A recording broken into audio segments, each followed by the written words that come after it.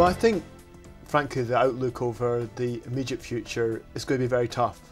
But at least governments are acting in a coordinated way. I think we're seeing real efforts to try and inflate economies, and that's going to help us in the longer term. So I think we've got to get ourselves in the right situation for the next few months, and frankly, probably for the next 18 months.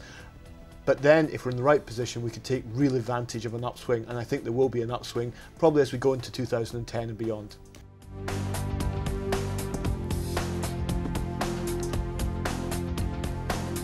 Regretfully, I think it has done. And I think it's really important that businesses at events like this and also around the world actually remind people that businesses do a lot of good. We're the reason that many people have moved out of poverty. We help the societies in which we operate. Globalisation has been a force for good.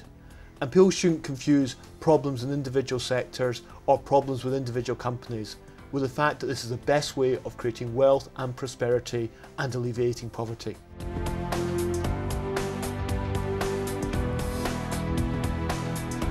It's very difficult because, of course, you can only focus and have as your number one priority one thing. And so I think to some extent that will happen. Although on the upside, there is an opportunity to look at perhaps now is the time to invest in green energy.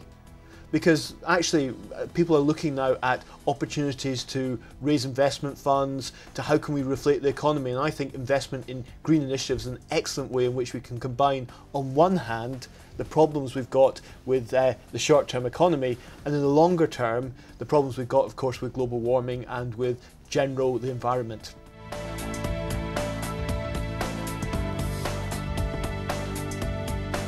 Well, I actually think the business model of most sectors are challenged most of the time, and we certainly are a very, very different company from the one we were 10 or 20 years ago. Only 12% of our business today is making calls. 20 or 30 years ago it's most of our business.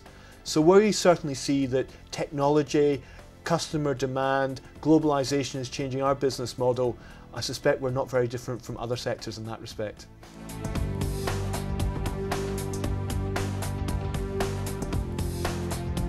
Well, innovation is very important. It's important for your customers, it's important also for your company. And certainly we see innovation as one of the ways in which we differentiate ourselves. BT, I think, has got a good reputation, a right reputation, as being an innovative company. We've moved far more into services, we've moved far more into software rather than a traditional telecoms company.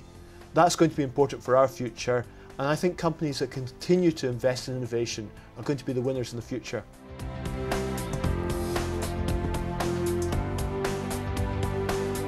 I think big businesses have to remind people actually what they do in society, the people they employ and employ well with good wages, how they operate around the world and how that's helped to actually bring people out of poverty, the contributions they make to society, both directly with money but also working with their own people to actually improve the societies they operate in. And also, and very importantly, their innovation that's created new products that have helped cure people in the drugs industry, that have helped produce new food products, that have helped feed people. And in our business, that help you communicate, that have reduced the distances between different countries. I think business have to remind, and they have to remind all the time, the good we do, not just the problems that have arisen.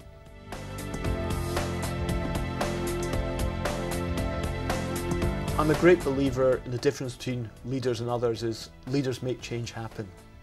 And I think this is a time where we need to make change happen. If we just allow the environment we've got today just continue, we will have a very deep recession. We will have some social unrest. And as leaders, what we have to do is we have to react to the environment we're in and help through business, through our contribution to society, to help drag the world out of some of the problems it's got and lead for a better future. And none of us can do that individually, that's for sure. But perhaps in the World Economic Forum, in Davos, there's enough people who together can help do their bit and help persuade governments and help persuade other businesses and help persuade NGOs to do their bit as well. And if we're all pulling in roughly the same direction, then I think we can move forward.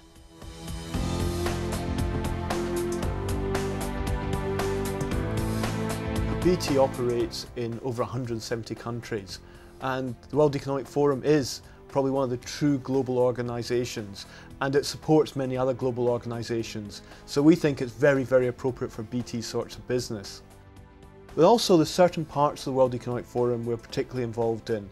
The technology pioneers, and for a company that values innovation very highly, that's very important to us.